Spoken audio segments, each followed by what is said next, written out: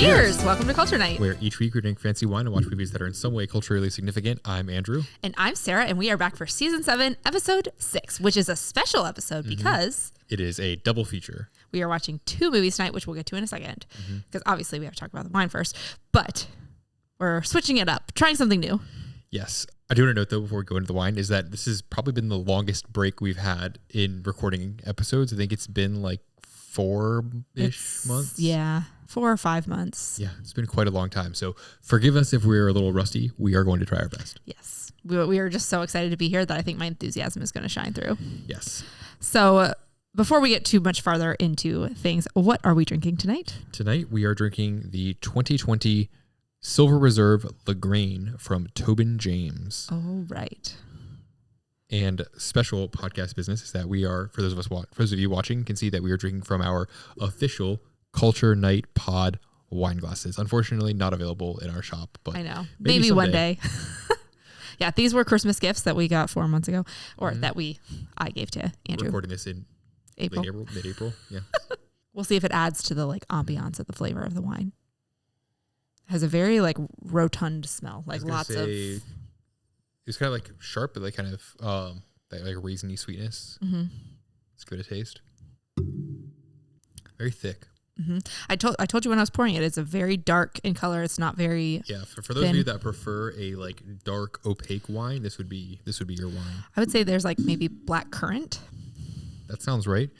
Ugh, but now it's got throwback to the Guinness.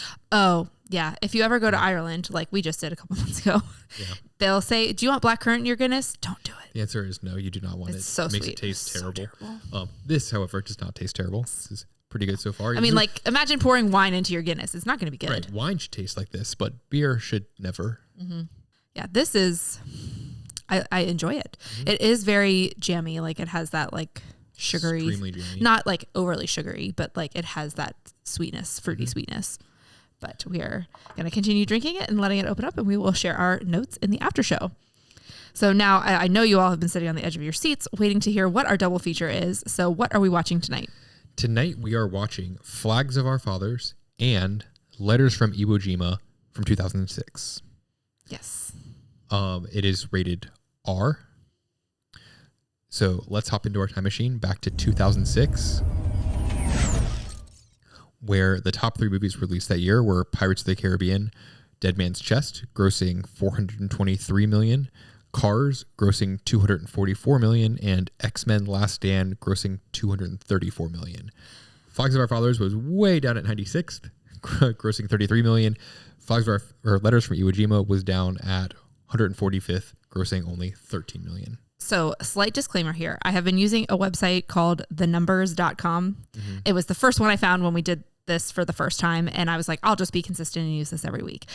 Apparently, they have reworked their website or had to redo the website, so they don't have all the information from their previous database. So this is from something like Mojo, pulled from IMDb Pro, something like that. So, and also Letters from Iwo Jima did not show up on the 2006 list. It is on because it came out on December 20th, I think. So that's on the 2007 list. It's 145th. Gotcha. So I had to... For those of you fact-checking and actuallying us. Yes. If you're just for anybody that's a super fan and follows along with the things that we look at, that's where these ones came from. Yes. And the top 3 songs released that year were Bad Day by Daniel Powter, Temperature by Sean Paul, and Promiscuous by Nelly Furtado featuring Timbaland. I almost put the top 10 in because they were all bangers. I mean, it was a great era for music for sure. God. High school rocked. I will say I hate Bad Day be number 1 because that song is cursed. It is. If I hear it and it's early in the day, it gives me that day is bad. If I hear it and it's later in the day, then my next day is bad. It is a curse. Mm-hmm. And now I'm afraid, now that I've seen it, that's going to ruin my day tomorrow, and now I'm on edge. I was afraid of that. But also my best friend, every time it would come on in high school, she would scream as loud as she could so that we couldn't hear it and change the station because she hated that song. Yeah. Definitely has some curse to it. Head, unfortunately. Yeah. I mean, it's a catchy song, but whew. So anyways, have you seen these movies before? No, never heard of them. I have not seen them. What do you know about the movie? From what you told me, that they are movies that are companion movies, and there is, I'm assuming, a European front and a Japanese front of the World War. I mean, obviously we're still in World War II, that I figured that there are two different perspectives on the same war, which we have already found so far in the season that's what we've loved about all these different movies, is just seeing the different storylines. But by same war, do you mean same battle or same? I mean, it's obviously World War II. So yeah, I was in that sentence, I was referencing World War II, like just two different parts of the same war. Otherwise, I don't really know anything. I don't know who's in them. I will say my hopes are real low once I saw that they were 96th and 145th. So that makes me a little sad because I am very interested, but I also feel like I probably would have heard of them if they were any higher on that list. I'm not going to give away too much. I've not seen them, but I do know a little bit about them. But these are directed by Clint Eastwood. And my first exposure to them was my grandfather, probably around this time, asking me if I could get them because he couldn't find them in Blockbuster or whatever. And so using my hacker skills of 2009, I was able to download them. And I've just had them on my computer ever since. FBI, don't come get me. I haven't watched them. I've never seen them before. And I didn't really know anything about them until we were looking at World War II movies and I saw one of them show up on the list. I was like, oh my God, is that the same movies that my grandfather asked me about that long ago? And turns out they are. I also didn't realize that they were companion movies. And I'm very interested to see how the two work together and give our thoughts in the after show. Yes, I'm very excited. And you're going to come along for the ride with us of how the after show is going to work. We'll probably just share notes for all of them together in one after show. But I'm glad that we're watching them in the same episode to directly compare them. Because obviously week to week we're comparing movies about the whole season. But I think this one will be good. And as soon as you pitched the idea of what these two movies were to me, I was like very excited. Yes. Let's do it. So with that, we will catch you in the after show. Woohoo.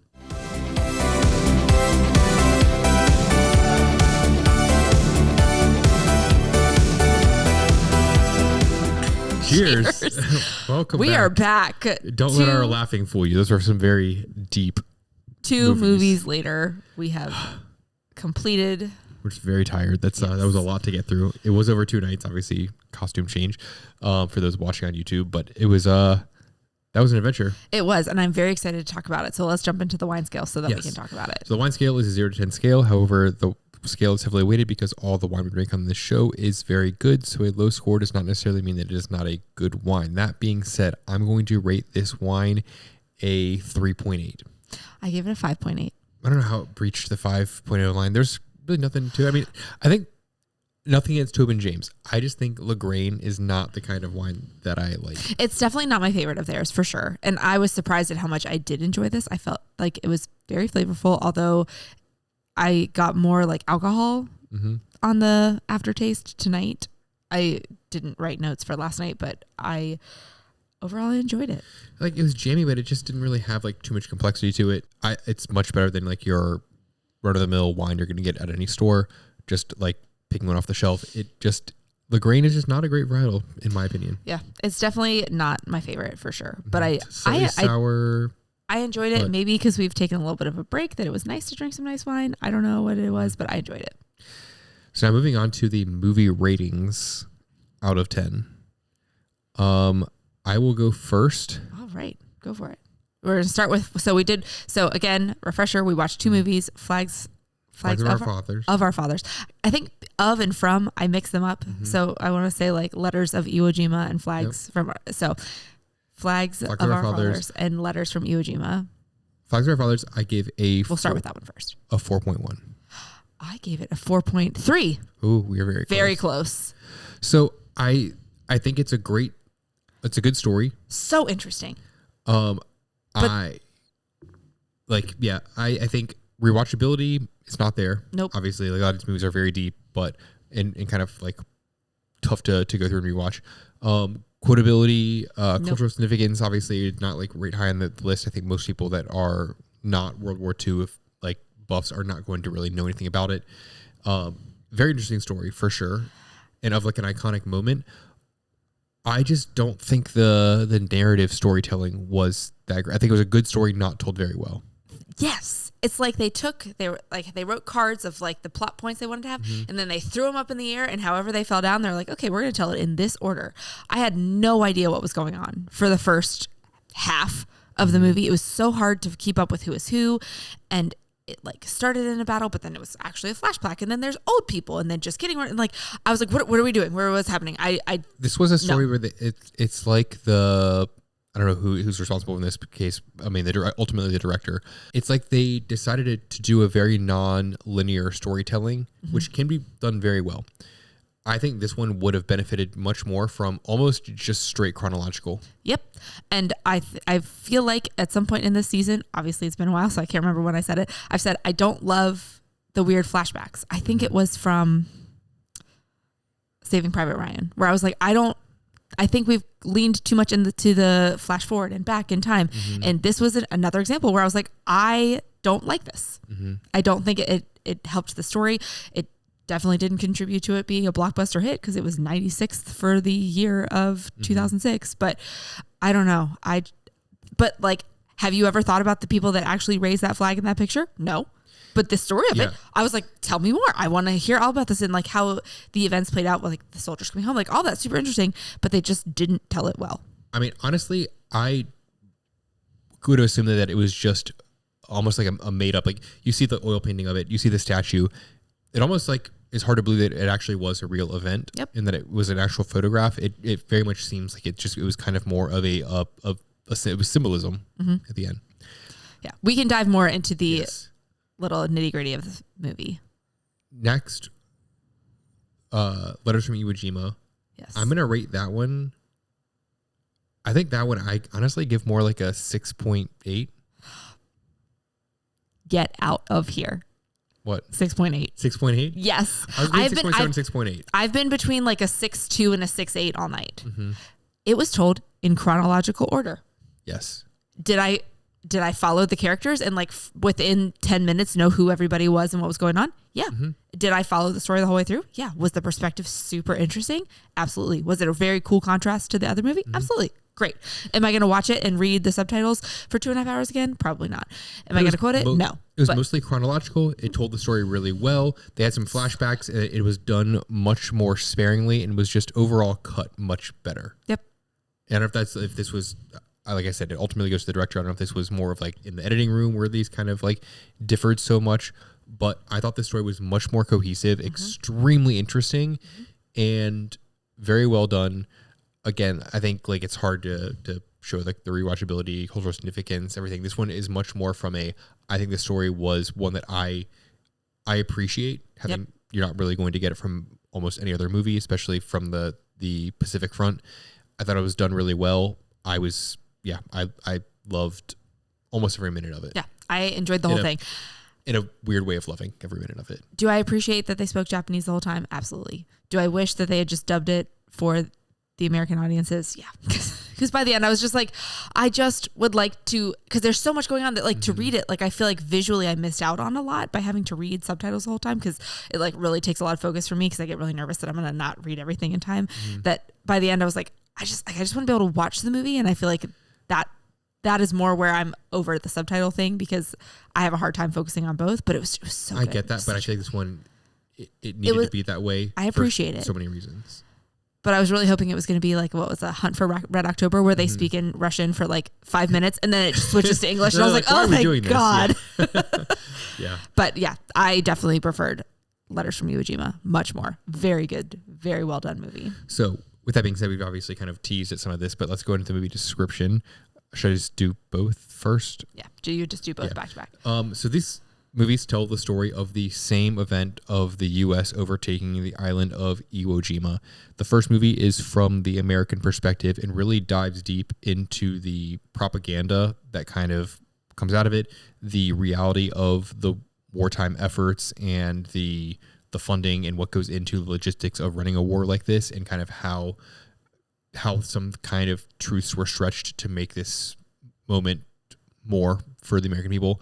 The other movie, Letters from Iwo Jima, tells the story of the exact same battle from the Japanese perspective of preparing for that battle, the harsh realities of understanding that you're not going to come back from this, and that it is it's like the propaganda was more within them and what they'd been fed up to that point, and how they, I guess, rationalized with themselves to keep fighting this battle after it seemed all was lost very early on, and it was very obvious that they weren't going to make it out alive.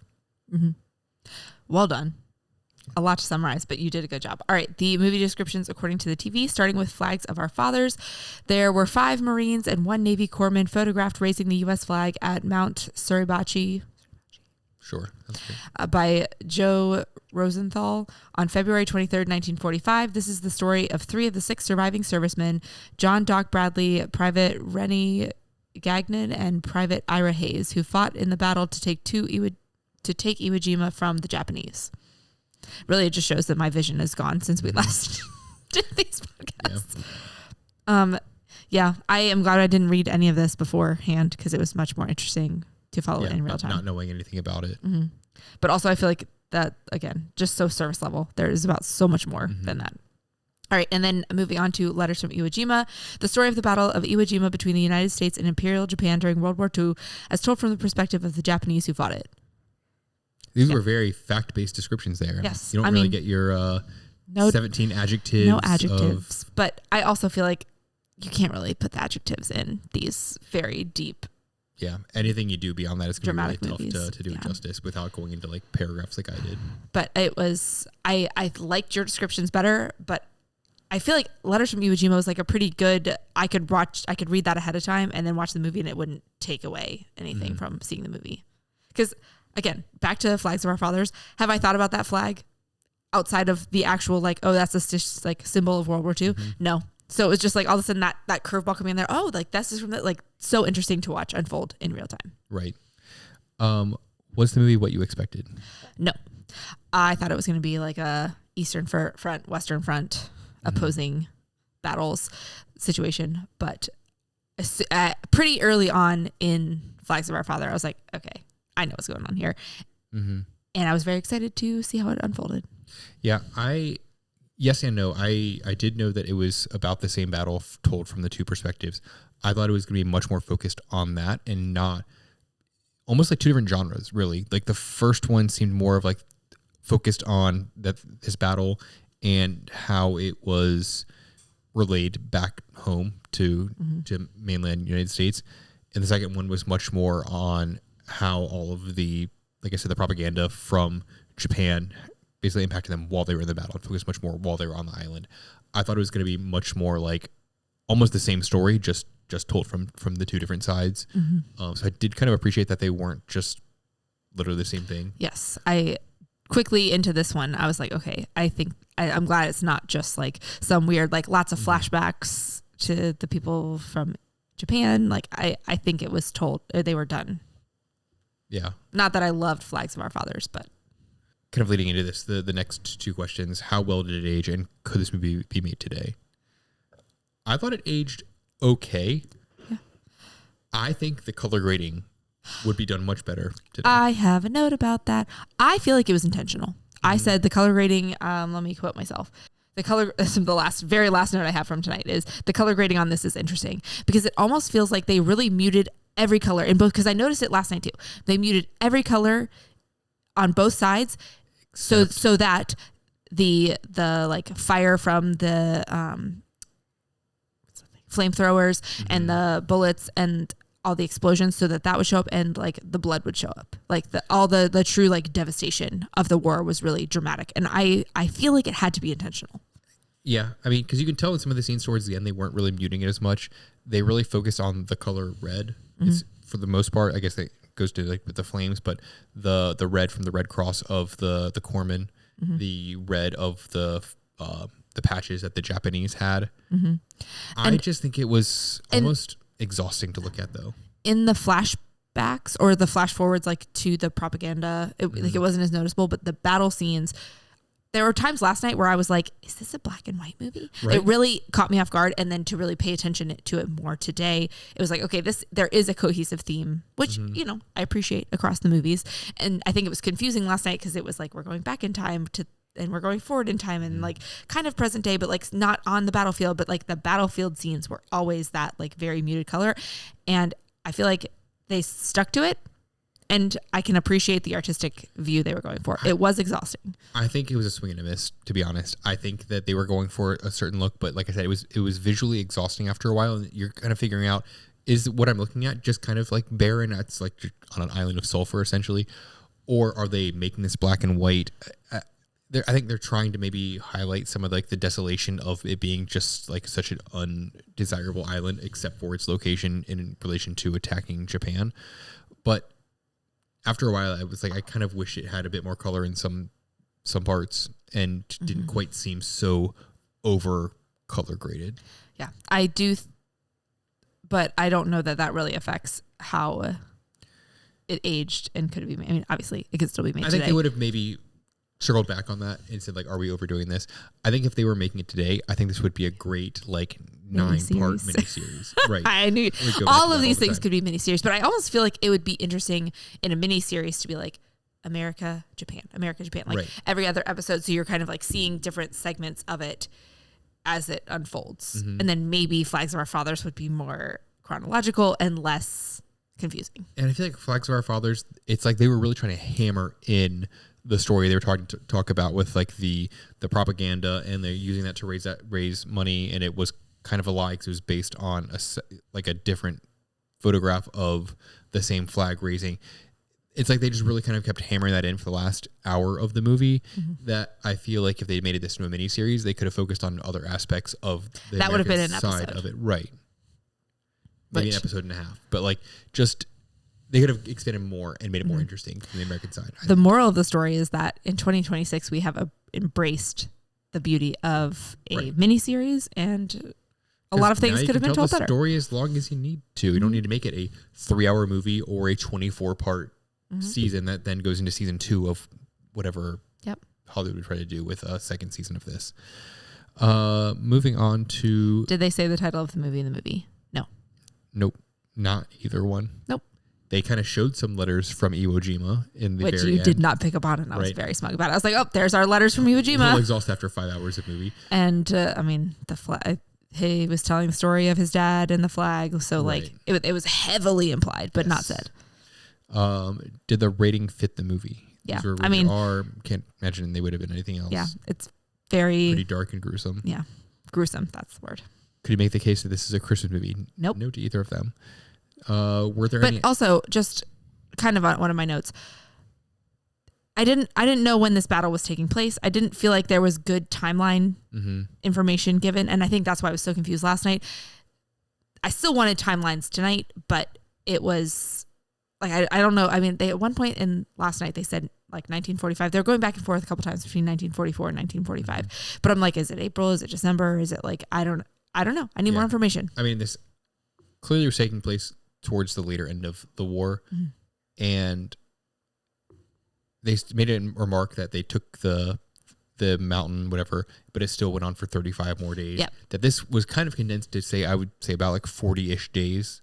So take with that what you will. Yeah. I don't know how long the Japanese were preparing. I don't know a bunch of other things, but that was just more of me to complain along that part. They didn't give enough information. Which I feel like they made the battle seem to stretch a bit more on the Flags of Our Fathers as opposed to Letters from Iwo Jima.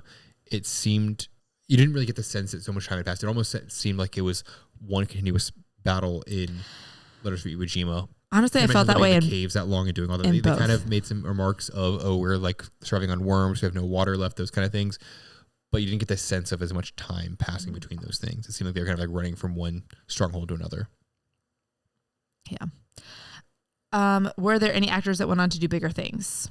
There were a bunch of actors. A lot of big names in Flags of Our Fathers. Paul Walker. It's hard to say whether they went on to do bigger things, but they were more. I was somewhat unexpected in seeing them. Paul Walker, I think, it was fairly early-ish on in his career. Robert Patrick, also known as the Terminator from Terminator 2. Neil McDonough, who's just been in a ton of things. He actually played Buck Compton in Band of Brothers. Was in that one. Ryan Phillippe was the main doc. Guy. Matthew Hornsby from David Hornsby. Yeah. Really? His name is David. Okay. Anyways, Rickety Cricket from as we know him, the Crick from It's Always Sunny in Philadelphia was the photographer of the original photo of the flag raising. Yeah. Just very interesting to see in that because he plays a very different character in It's Always Sunny in Philadelphia. Yeah, there was definitely a lot of big names for a movie that we hadn't really heard of. Right.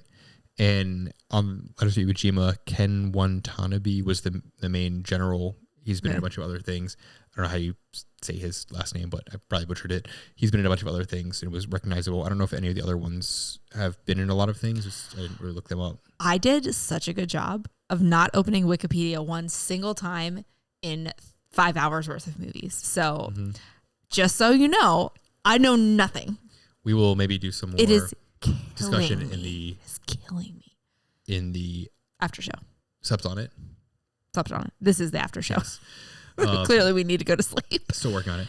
What impact do you think the movie had on pop culture? Like we said, it didn't really... I don't know that many people that have seen them, but I think they are feel like it should have, because I feel like things like this... There was this book series that I read, and it's very like teenage rom-com, but there was 2 books, and it was a book told from the girl's perspective, and then the second book was the same story told from the boy's perspective. And it was just... I remember being like early college and being like, this is so interesting to like see these same events unfold from different people, that I feel like this is something we need to explore more often in cinema. It's fascinating. Right. And I think that the combination of seeing the 2 perspectives make them better than either one. It's not like you take these and like average the scores. It's almost like you take them and just like slightly increase the higher one, that they both just made the story that much more interesting to see both sides. And did I appreciate Flags of Our Fathers more because of seeing Iwo Jima? And like, I honestly, like, it made sense more after seeing the second one, because it was like, oh, like that's what they were talking about, or this is this. It gave a little bit more of that chronological information that I needed. And I like, I'll get to my notes. Like I have some things where I reference that, but it like, you just like needed both. I feel like this should have impacted pop culture more than it did. Right. And I think, like I said, I'm disappointed. The movies just needed a bit better editing almost, and storytelling in some aspects. So do you feel culture after watching it? I'm going to say yes, but I wish pop culturally, but like historically cultured. Right. If that's a thing. Right. It's not like I think that if someone was a movie buff, they're not going to like cite these 2 as like that you have to have seen them. But I think for World War II, like watching all those movies, I think these were very important ones to watch in this day. As far as conversation goes, I think it was perfect for this season of a movie podcast for sure. Especially because I feel like we've unintentionally seen so many parts of World War II that we feel like weren't overdone in movies. Like I feel like so many of them were just the European front over and over and over and over and over again. And that's been very little so far this season. Not to toot our own horn, but we've done a really good job picking movies. Very unintentionally. And even just looking at the next 2 we have, I'm like, still very different. I'm excited to keep going. Yes. So now we'll jump into our notes. Yes. So do we want to talk exclusively about Flags of Our Fathers first and then go back? Yes. Okay. So I will do Flags of Our Fathers, then you'll do Flags of Our Fathers, and then we'll go back. Yep. So Flags of Our Fathers, my first note was that they look so young. And I guess it's getting to the point now where we are in our mid-30s and seeing these characters that are supposed to be like 18-ish years old. I'm like, wow, I feel very old now. I'm like twice the age that some of these should have been. But also, after finishing watching this last night, I realized, oh, this came out in 2006 and it is 2026. This movie is 20 years old. And then all of my veins shriveled up and I died. Still, to me, seems like one of the newer ones of the World War II movies that are out there. Yeah. Like just how old we're getting. That hurt my bones. So. Yes. My next note was all the actors that we've already mentioned. Next note was the crazy logistics of a giant beach landing. Like this landing looked like D-Day, but without like the resistance obviously on the beach. Obviously they met resistance as they came to land, but just the amount of being like, oh, we're going to have all these gigantic ships all, plotting towards this island. Then we're going to have these other small transport ships going back and forth. It seemed like to get more people, you're on the land doing coordinating all this. Like that's just insane. Yep, I can't even imagine the planning that would go into something like this. And this was not D-Day. This was trying to take a little tiny island in the Pacific. And how do you plan this in the 1940s without email, text messages, like the instant communication? How are you able to plan something this large scale? And I think what really helps you appreciate how big it is the, as we call them, drone shots, but it was probably helicopters at the time, or CGI really, of the boats, the big boats, like warships. And then there's like a bunch of little tiny ships like making things, but then there's the planes flying over. Like they have these like really zoomed out views of the water. And you're just like, oh my God, so many boats, so many people. How many people were on those boats? Devastating. And you're coordinating where all these units are going to land. and you're like not colliding with other ships as they're going back and forth, I guess. And it to me, without cell phones, I just don't understand. Yeah. I just can't imagine the logistics, just given like how hard it is to coordinate anything that I do like at work of like 10 people, to imagine like literally an army of people. And then I'm dipping just a second into Iwo Jima. Like, and then they're trying to get coordinates on the note of communication. They're on this like desolate island in the middle of absolutely nowhere. How do you how do you stay up to date on what's going on when the information that you're getting is a week old, 2 weeks old? They were like getting notes from, I'm like, where are you getting the notes from? Right. Like, who's coming to like drop this email? I don't know. Like, how are you getting that? And how, I mean, just in general, like the Western Front or like the European Front and the Western, like how was there any communication? How did you get information without being shot? I mean, obviously like lots of ships were shot down, planes were shot down, and like this happened 4 weeks ago. How do we know what's going on now? I will never understand. I mean, they kind of touched on that where like also like a giant part of the Japanese Navy had been taken down, and like they didn't all know about it. Like it's just crazy. Like to be the scale of it. To coordinate all that. My next note was about the weird color grading. My next note was that it was really hard to follow, which kind of touched on with all the hopping back and forth between the present, the past, and like somewhat present, somewhat past, and following all the different storylines. Also, like the pacing of it seemed like it was kind of like hard to like. It seemed like they just really went to hammer in over and over again some of the same storylines, and like some things went way too fast, some things went way too slow. I had a hard time following who all the various characters were. Yes, because they didn't introduce them. I feel like, I mean, we've seen a lot of movies. Well, even Dirty Dozen, the first one we watched, they lined up the 12 men and they were like, you are this person, you committed this crime, this is why you're in trouble. And it was like, okay, I saw your face. They said your name. They stood there for a second and then they moved to the next person. So right at the beginning, I knew what was going on. And this, you're just like hearing names. Harlan, I don't know who that is, but he's supposedly in this picture, but we've never seen him. Sounded similar. A lot of them looked similar. Yep. I didn't really know who was who or where. And the color grading didn't help that either because you couldn't really see all their faces. And they're hopping back and forth in time, and you're like, okay, this person in the somewhat like not present, but like more of the I guess they did kind of touch somewhat in the present, but when they're back on in the U.S. trying to sell the war bonds, I'm like, who was who actually died? Have they died yet? And I don't know. It was very hard to follow. Yeah, I understand when you're like, okay, movies are always told the same way. Let's try to be creative, but this was not. Like I said, they went way too far. And those were my notes for the movie. All right. So my notes for Flags of Our Fathers. My first note is, so far I'm not sure what's going on. So, and I wish I had made like a timestamp of how far in the movie it was, but it was probably like a full like 10 minutes in. I was like, I don't know what's happening here. My next note is, I could never.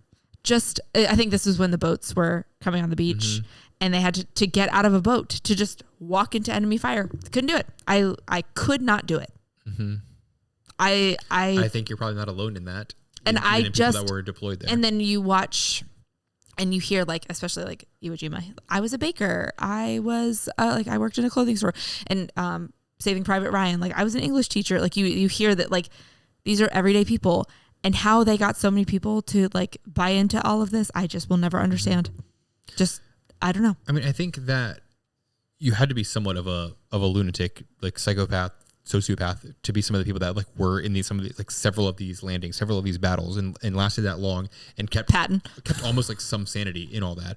But also it goes back to Saving Private Ryan, when it was so alarming that this captain who was leading them all behind enemy lines on this mission, doing all these crazy things, making all these decisions and just like not breaking, turns out like he was a school teacher.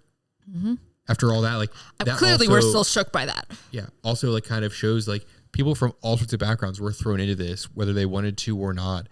And some made it, some didn't. Some, had ways of coping, some didn't. It's something that will obviously be studied for a long time, and no one will quite ever know how any of these things did or didn't happen. But I'm sure there were plenty of people that like just like that landed on the beach, took one step, and just froze. Yep, that would. And I wouldn't blame them. Yeah.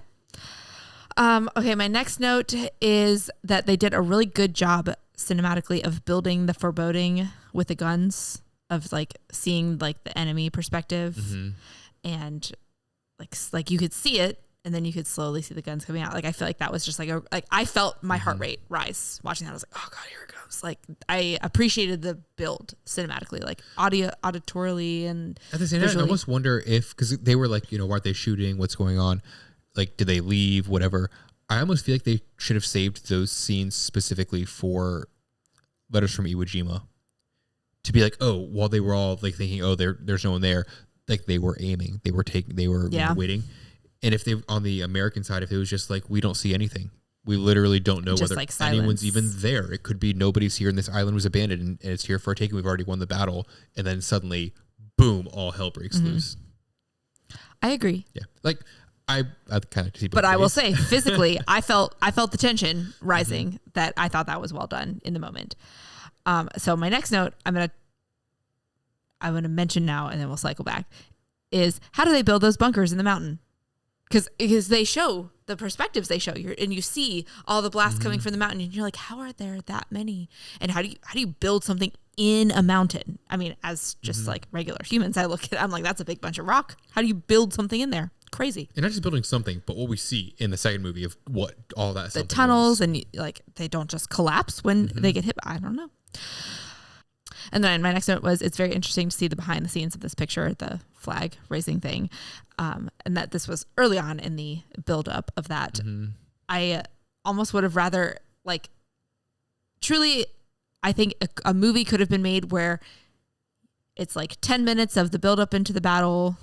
You take the beach, they take the picture, and then the whole movie is the three guys afterwards.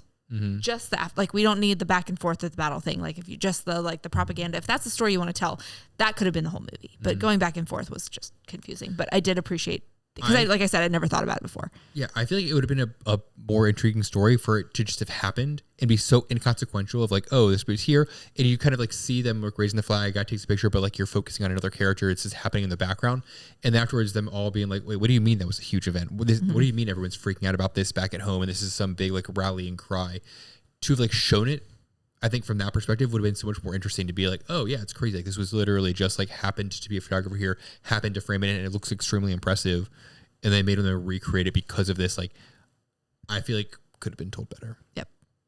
We all know there's some issues with the storytelling. Oh, here's my note. This is 20 years old. I think it was halfway through where I was just like, oh no, we are old.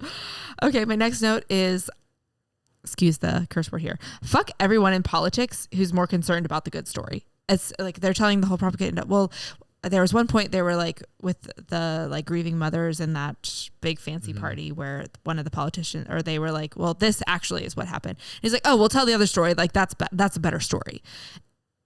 And like, no, we as the people of America, not the politicians, not the people out there fighting. Like, I want to know what's actually happening. I don't care what the good story is.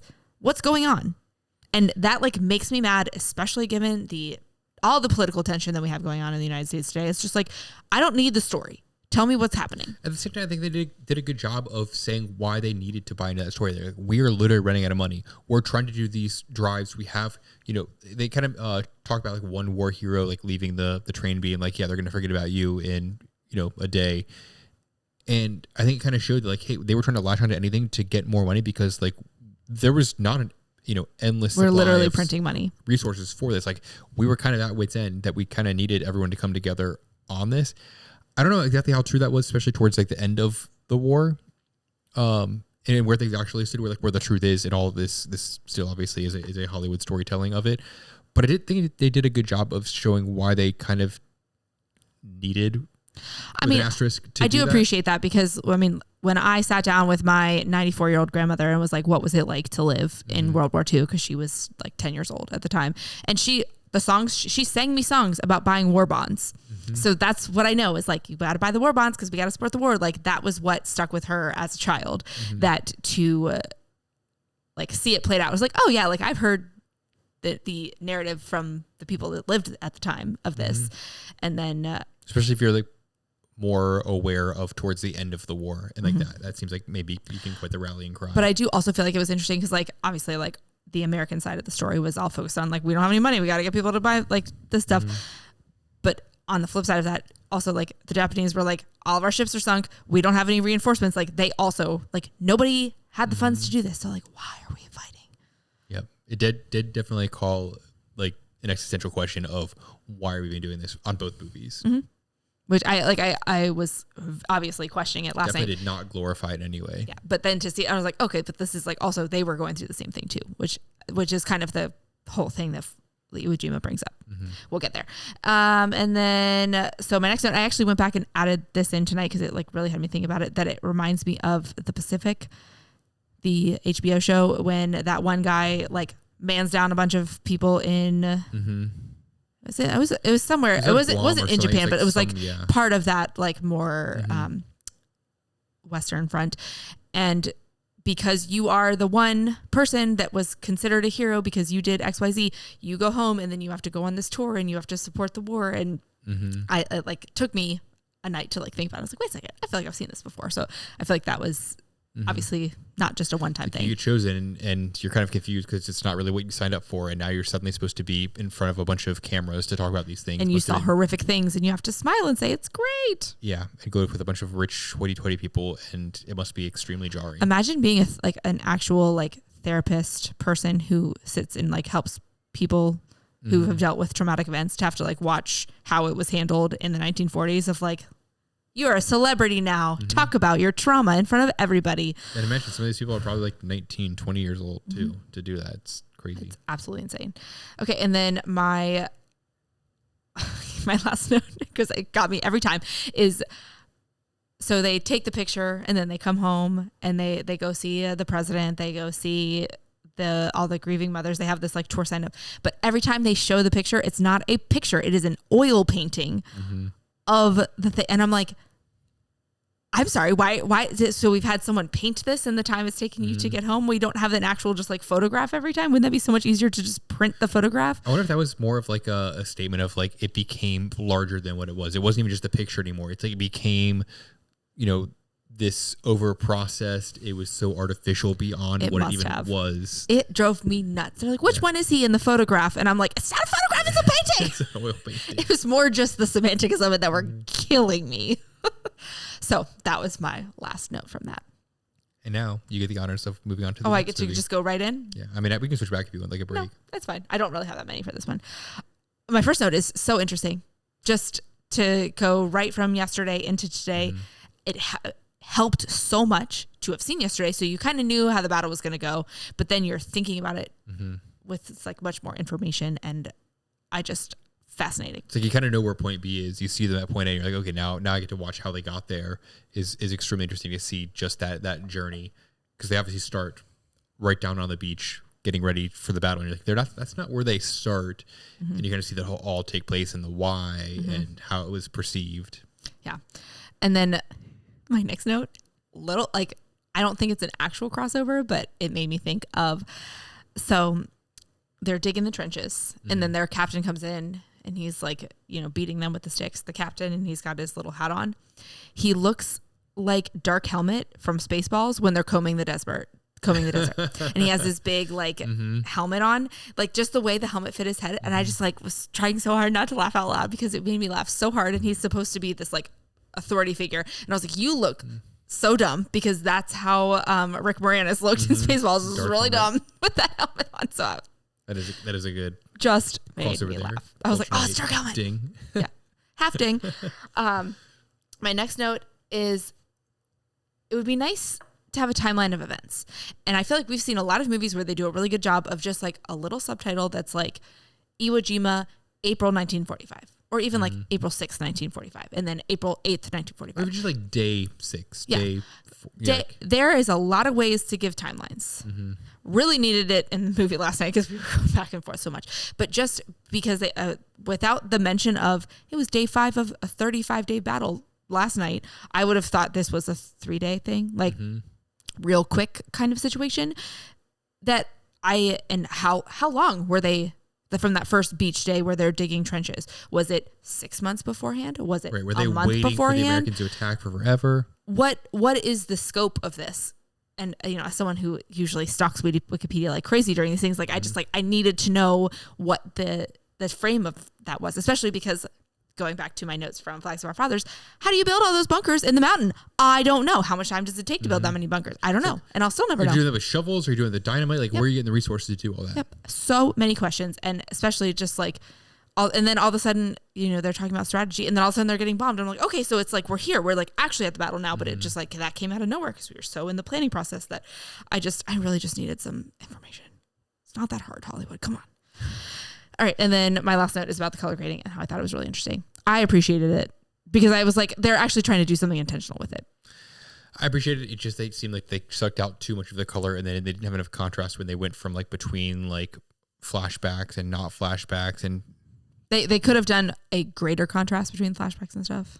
I mean, like the extreme is Schindler's List, where it's all black and white minus the red, and that, it almost seemed like they were approaching that with this Not one. The red, but just the red girl. Muted, right? This just felt very muted, and then I don't know. I didn't fully appreciate or follow the color grading choices there. All right, that's all for me. So for me, for Letters from Iwo Jima, my first note is it still blows my mind how quickly planes became ubiquitous. Like that, there's not that much time that passed from when like the Wright brothers flew a plane to not only do we have like planes being able to cross the ocean, we have planes everywhere, not just in the US, Europe, but literally all over the place. And not only do we have them, but we have like enough to have several countries have armies of them. And I don't think that one got shot down. But they've got missiles, they've got guns, they've got multiple people in them, they've got all sorts of it still blows my mind just how quickly it went from like, oh, we might be able to have a 45-second flight 10 feet off the ground on a beach to every one of the countries got thousands of these. They're all made out of metal and they can bomb everyone, shoot everyone. And especially insane. Being from America and the East Coast of the United States and going to the Outer Banks where the Wright brothers flew their first flight, having been to the museum and seen like the whole thing and like how little tiny, like if you've been to the Outer Banks of North Carolina, it is not a big place. It is very, very small. And to get from that little tiny strip of land outside of North Carolina to for Japan to have planes for like in 30, 40 years, insane. I mean, the biggest thing obviously is going to space, like the time from like, oh, we are flying these little planes to we are literally landing on the moon. That's the most outrageous thing. But even still, being like in 1941, we've got air forces and people are taking their planes, they're building them in America and they're flying them whatever all over the world to do these things is crazy. Just it will never cease to amaze me. Yep. And like going back to the right stuff of going from like, oh, we're just trying to fly planes fast to like, oh, we can get into space. Just how quickly that, I mean, I feel like we haven't gone that much crazy since then from like the moon we to just now. Flew some astronauts we did go back to around the moon, I guess. But it's been 50 years. Yeah. But that 50 years of time, 60 years of time was insane. In a similar vein, the saluting and bowing, like it almost seemed like a contrast showing, obviously we see all the American troops always saluting and British and European like countries with the salutes. And it found it interesting the Japanese were bowing, but then I did also find situations where they were also saluting. And I guess they kind of explained that with the Japanese, like the general having been like trained in the United States. So I guess they had a lot of crossover there, but it's just interesting to me to see the contrast of like, oh, we're always going to salute to them with the intense bowing and all the various pomp and circumstance, but like around the ceremony of how they did various things. And then to see them go like back and forth kind of between them, like the blending of that. I should have made a note about this, but I do feel like the general and even the Olympian guy who had spent time in LA, like just brought such another layer of interestingness to that story. Whereas like he knows American people, but like he's fighting for Japan because he said like, I am loyal to my country, which like most people would be in a lot of situations. But I don't know. I just thought that was all very, very interesting. And I mean, the same thing with in Band of Brothers, they've got a storyline about that with one of the guys. There's a prisoner from Germany. And he's like, oh yeah, I grew up in Oregon. And suddenly he's there in Germany, gets called back to the motherland and like they have to kill him. And just like that contrast there being like, oh yes, I just have to be that devout to my country. Yeah. But I will say I appreciated that it was not overdone. The like I went to America storyline. It was just enough where you're like, oh yeah, this is why this is hard for him. I thought it was so good. My next note was the bombing seems to be pretty effective. Like, I don't know why they didn't just keep with that. And then suddenly they explain like why, because they had all those tunnels underneath, like all the caves. You kind of see them just kind of sitting there being like, yeah, we can wait this out. Like, it's just slightly vibrating us, causing some dust. But my first thought was like the first time the Americans attack the island, they just come down, they blow up a whole bunch of like the top level, I don't know, outposts and whatnot, and just really mow that down. Like, why did this become such a big stalemate and huge drawn out battle? It's like, oh, because they really tunneled out a mountain. Very literally. My next note was, where did all these stories come from? And I was wondering if it was going to be a situation similar to like The Perfect Storm. Sorry for any spoilers, where it's like there's not really any survivors. How do they possibly have any of these stories? Was it all made up from Hollywood? And then it comes the letters from Iwo Jima explain, I guess, a lot of this and how it all came to pass, and some of the prisoners that were taken to tell what actually happened from the Japanese perspective on that island. Yeah. Because for a while it just kind of seemed like, yeah, they're all going to die. And did we just make up a storyline for the Japanese? Because that seems like it's kind of That's true. sketchy. Hadn't fully thought about it like that. My next note was that the Japanese yelling bonsai, like, it seems kind of silly, but it seems like it'd be really fun to yell. And I could see myself getting really pumped up over that. I mean, we have to do a cheer just to get ourselves to do the podcast sometimes, to like wake up to do this at nighttime, that, you know, sometimes it takes a little bit of yelling. I'm sure anyone seeing any like cheer for the first time kind of seems really silly. Also, have you been to an American sporting event? Right. Especially like college football. Go to like a Texas A&M game. But the yelling bonsai, like at first I was like, it seems really silly. And after a while I'm like, I could get really into just yelling bonsai and throwing my arms up. My next note was, they kind of touch on this, like that it seems really kind of silly to, it's like we have like 10 soldiers here in this cave. We're just going to go ahead and just like, you know, obviously it's a cultural thing, and like the Japanese, like honor killing and all that sort of stuff. But it seems really silly to be like, yeah, we're just going to go ahead and just like, A, waste our grenades, but also B, waste our people, and just, as opposed to trying to fight and take this island. But I guess they really kind of dive deeper into that, and it kind of shows some of the different opinions. And I don't know if they try to point it more towards the American perspective of the general and, like I said, the Olympian having like trained more outside of Japan, having different perspectives on like how they should handle defeat.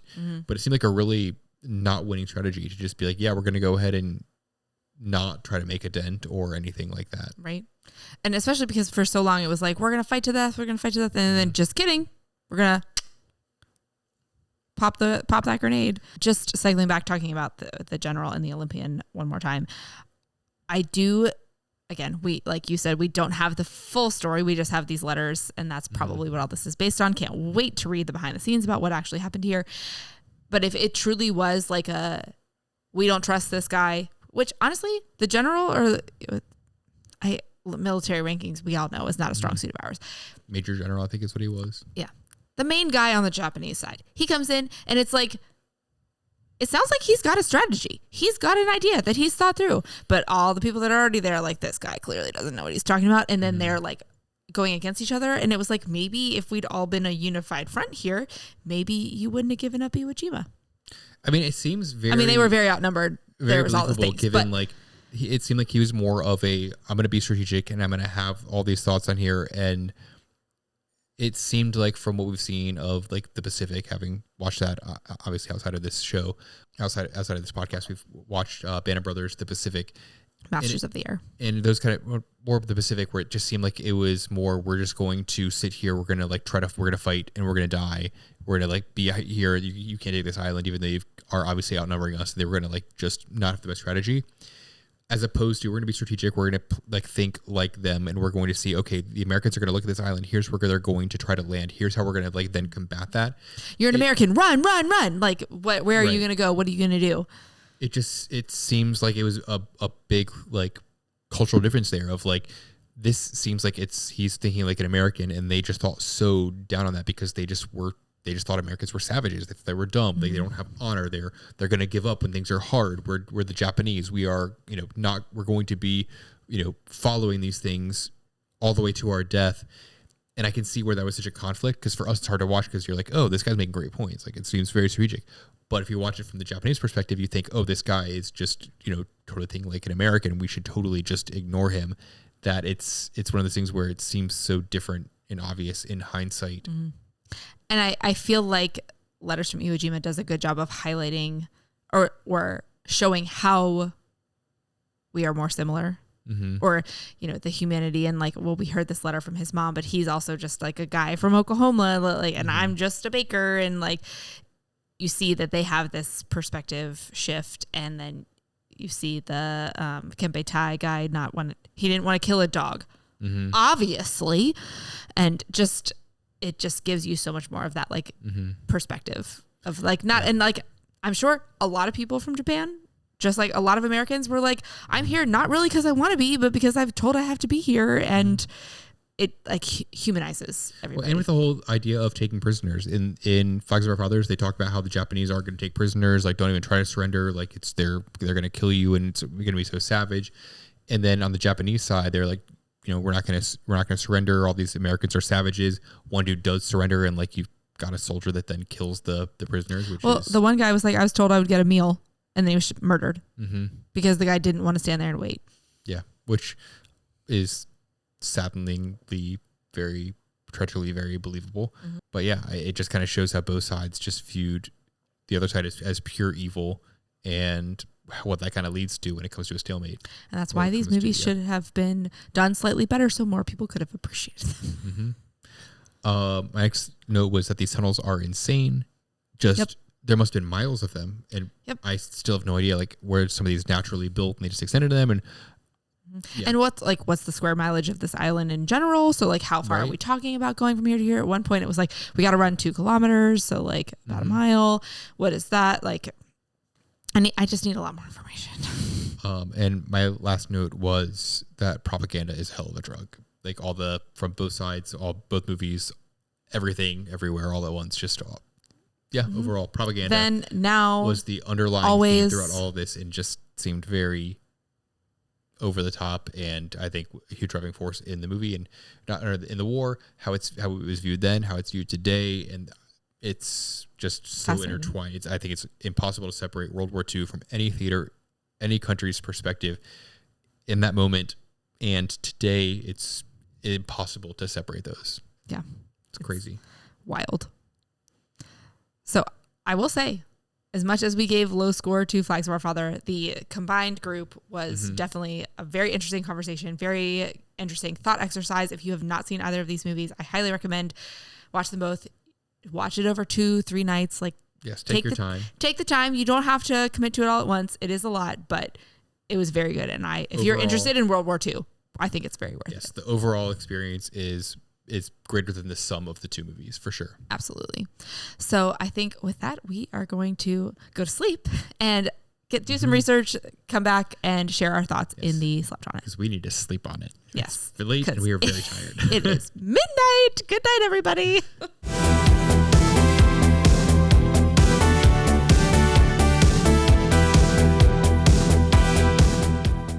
Cheers. Cheers. We are back. We have slept. A couple times. Feel a lot better. Done some research. And we are ready to talk about Flags of Our Fathers and Letters from Iwo Jima. So does your rating change after sleeping on it? We rated, figuring out how to break these up. We rated Flags of Our Fathers. You gave it a 4.1 and I gave it a 4.3. And we both rated Letters from Iwo Jima a 6.8. I'm going to leave Flags of Our Fathers where it is. I mainly just... It is an interesting story. I don't like how it was told. It was very confusing and hard to follow. I think there was a lot of potential there. I think that's about where I leave it. I think I kind of went over my scoring criteria before, and it doesn't really change much. I think Letters goes up a bit. What did I give it? A 6.8. 6.8. I'm gonna give it like a 7.7. Oh, okay. I'm actually leaving both my scores as is. The more I think about Letters, just the more how like interesting it was, how well done it was. The story was just captivating. And I just don't know how it's like 2 stories about the same battle, and one was told really, really badly, and one was told really, really well. I don't know. And like, we'll get into it with our fact snacks in a second, but like, I don't know. I just don't know how these can be companion pieces and one be like really great and not the other not, Yeah. I think I have some thoughts on it based on some of the research that I did. But yeah, I just will real quick touch on, I'm not going to change my Letters from Iwo Jima score because if we're going back to your rubric, I'm not going to quote it, if I'm being honest. And it is interesting. I will maybe watch it again later in life, but it's not something I'm going to go back to again. Those are the two that stick out. And like, I think it is a good story. It's well told. It's something that's not often shown in at least American cinema. And it doesn't seem like Japanese or the world either, that I'm glad it was told, but I feel like 6.8 still sits right with me. Yeah. I think it goes up because of how much I've enjoyed it and how much I've enjoyed kind of like stewing on it and just like processing it and thinking about it. But also it was more culturally significant than I thought of. I think at the time we were younger, just not really paying attention as much. And if you look at just how much it made in the box office, that's one thing, but there's a bit more to it. Yeah. All right. So I think we're both ready to jump into our fact snacks. All right.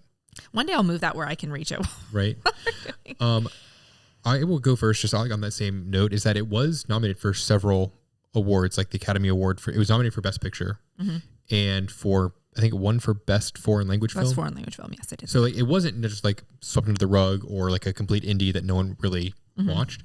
So I think in that aspect of it, I think just the way it was retold was really well appreciated. And everything that I've read online about the movie, doing research, everyone was just like, this movie, like, yes, it's a companion to Flags of Our Fathers, but it is such a very good movie and really well appreciated that, yeah, maybe it's not as famous as Saving Private Ryan, but I think it's a very important story.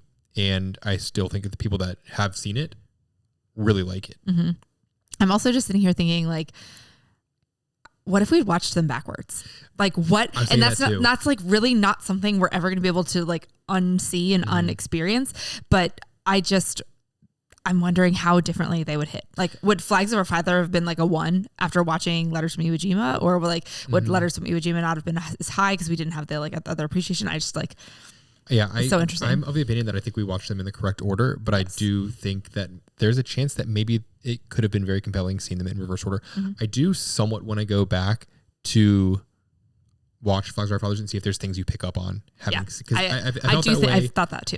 Like watching the battle preparations, you see that when you're watching Letters from Iwo Jima second, you see that battle preparation, you kind of know what's going to happen, and you see how some of those things came to play. I would love to go see the other one again. It's definitely like you need to like watch one, see how the other side is, and then go back to like appreciate, like reverse, for sure, flip it and reverse it. Do you have another fact snack to follow up, or do you want me to go into one? I guess I can go into my next one. It applies to both of them, and then we can kind of go into each of the individual movies unless you have something that goes across both of them. We can do them individually. So mine is that this was actually filmed mostly in California, as most movies are, because Iwo Jima is really locked down. You can't go there unless you are Japanese military, or like if you're a civilian that's going there for like memorials. For a lot of reasons, like it's still kind of used as somewhat of a naval base, but also there's still so many remains that have not been found. They're still trying to recover that. They don't want people just going there as like a tourist site. So they had to get special permission from the Japanese government to film there. Most of the filming was done, as I said, in California, like a lot of the caves and stuff, you're going to find those kind of things. There were some scenes filmed in Virginia, Chicago, and Houston. And at first I was like, why would they have filmed? But then I remember the flashback scenes when the general was younger and kind of did the military things. I imagine some of those were at some of those locations. I mean, when I think of Virginia and history, I think of like Jamestown and Williamsburg, but then like I forget that Northern Virginia, Arlington, like all of that military center is up there. That's kind of, because like that seems more of like belongs to Washington DC thing, but I forget how close we are sometimes. And then I think there was one part where he was driving through California. Was that one? Yeah, I think when he had got his gun or something, I think that he was driving on like some flat roads. I imagine that was part of the Texas one. And the battle scenes though were filmed in Iceland, which is very cool. Right. I'm glad I didn't know going into it, but having been to Iceland, I was like, oh my gosh, I wish I wanted to go back and like appreciate that a little bit more. Because they make it seem like they're so hot and miserable there, because it was hot and miserable from all the accounts of life on the island. But Iceland doesn't really ever get hot and miserable. It just they must have been freezing their asses off trying to be like, oh, I'm so hot. Look at me, I'm sweating. Said no one ever in Iceland. So I'll let you go next. I found that I saw that as well. I was going to start with another one, but because that's your first one, I'm going to pivot. And like you said, most of the Letters was filmed in Southern California, but there were some of the battle scenes that they didn't film, obviously from the Japanese perspective, because they did Flags of Our Fathers first. And they needed black sand beaches because the beaches in Iwo Jima are black sand beaches, and hence why they did Iceland. But they didn't, they weren't going back to Iceland for this. So they were able to find Pisa crater in near the Mojave Desert in California. And so they shot some scenes there, but then they realized there were some scenes that needed to have the ocean in the background. So they carted this. It had like, it wasn't black sand, it was like a black cinder of some kind.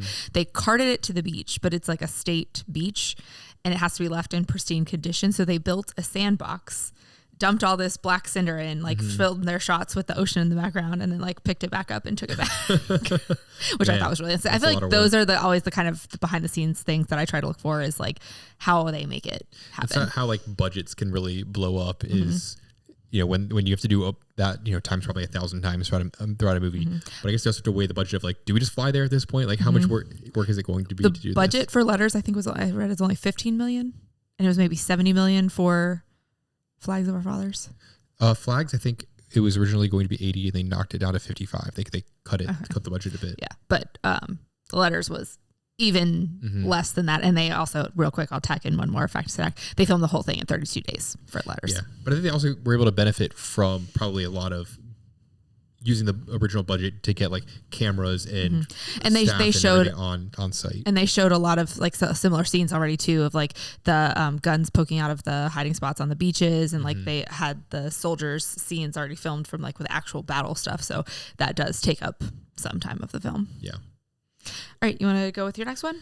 Yes. So my next one was that the only actor that was in both movies, because I was curious how much overlap there was, and if some of the scenes, because watch them kind of back to back, it's hard to know whether they were showing like the same perspective of the same scene or anything like that. But the only actor that was in both was the character Charles W. Lindbergh, played by Alessandro Mastrobuono, who was one of the original flag raisers. And was he? I think he was the flamethrower. I don't know how I remember that. That's probably wrong because there's so many names that it was really hard. Like we talked about Flags of Our Fathers, it was really hard to follow, but that's what comes to mind, is that he was the flamethrower. Yeah, I just thought it interesting there was only one, because they had so many, they showed a bunch of the Japanese, but I think it would have been kind of a cheap Hollywood trick to have been like, when they showed them in the cave capturing a American soldier in Letters, to be like, oh, this is one of the, same characters you knew from the other thing. So I think it's interesting they didn't have any overlap, but they only had one. I think that is impressive too on their part. All right, my next fact stack is...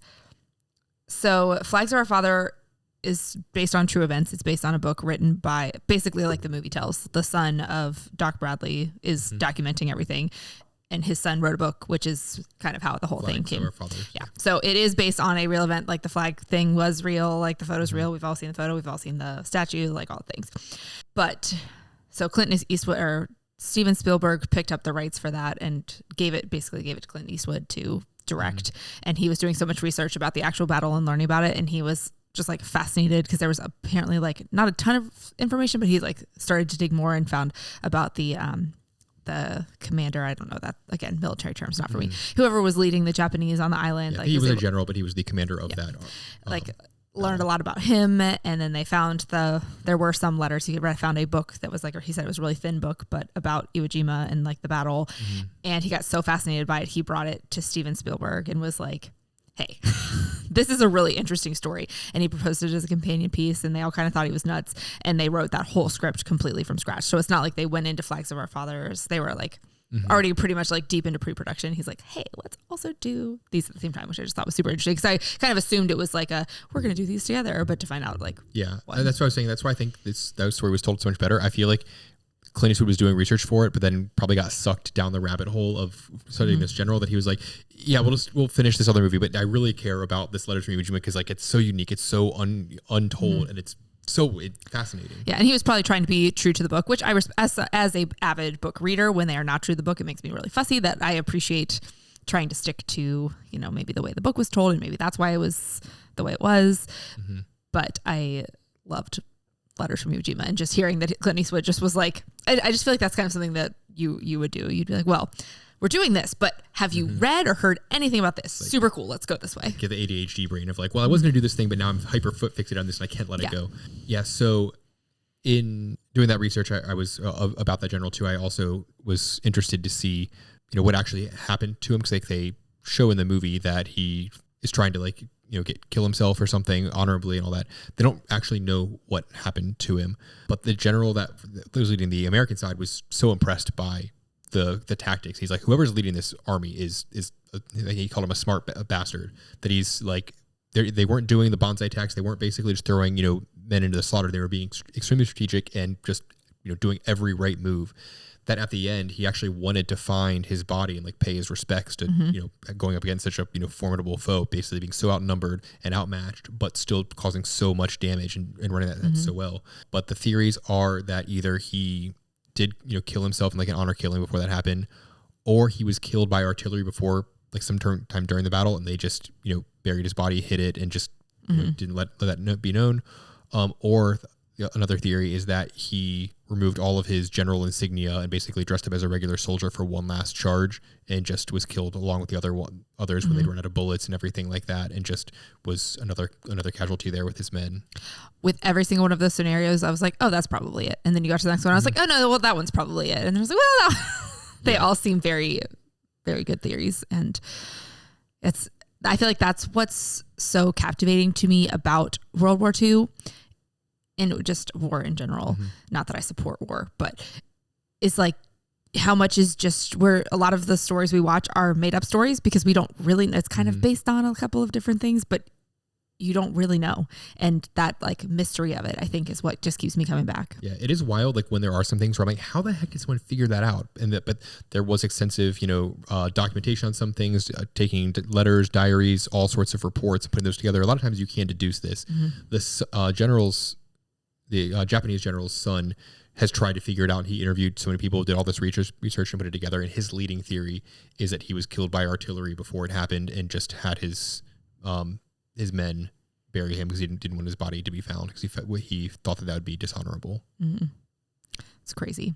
I also, just kind of on the note of note taking, I also just am so devastated every time I think about how everything I read is that like the Nazis were so diligent with their record keeping and their note taking, and just they had all the stuff, but how much they burned of it before we could get to them, and just how much of the puzzle that would, I mean, I don't know, would it unlock or would it make us even more disgusted? I don't really know, probably both. But that to me is just like every time I think about it, or we watch the movies and you see them doing it, I'm just like, oh no, don't do it. And I wonder how much that, and I'm sure it does, bias our perspective on these things. When you find, if there are all these reports from different camps, different places all over, and most of them burned their records, the ones that we're able to preserve the records for, we're going to bias and think like that applied to most of them. And that, the truth probably lies somewhere near all of that.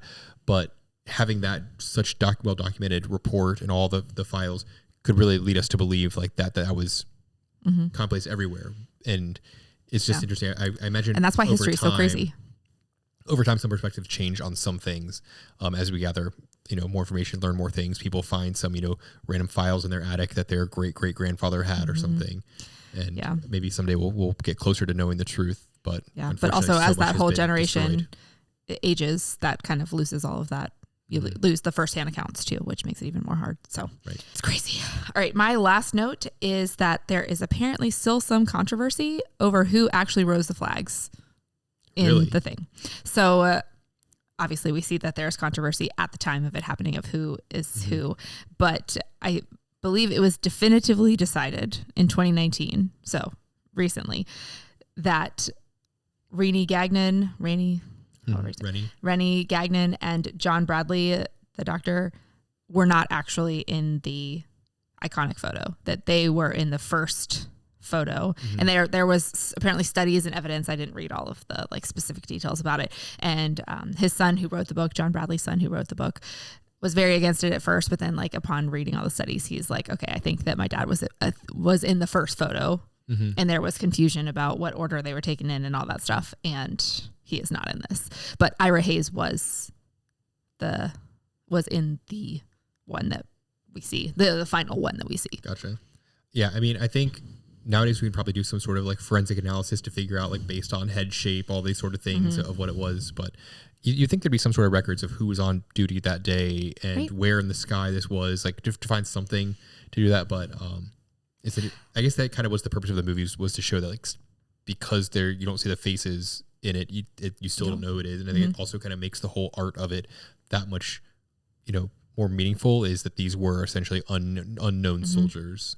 Yeah. I just also was just not expecting to come across more controversy about this, because you see it play out and you're like, okay, we figured it out in the movie in the 1940s. But then I'm trying to search for Flags of Our Fathers behind the scenes facts. But before I could finish it, it was like controversy. And I was like, oh, maybe there was some filming controversy. Let me click on this. Oh no, we're just still trying to figure out who done it. The picture. Yeah. So that wraps it up for everything that I found, but feel free to take it over. I don't have much. My next one was just that everyone was so incredibly emaciated that when the American soldiers were attacking, they were like, I feel like these people are just like not human. They just are so skin and bones because there was nothing there. There was no water except for like rainwater for a while. They were so low on rations, but that they were still able to fight because they just used every tactic, and they were so diligently commanded that you just think of like such a weak, undermanned army there, just how well dug in they were.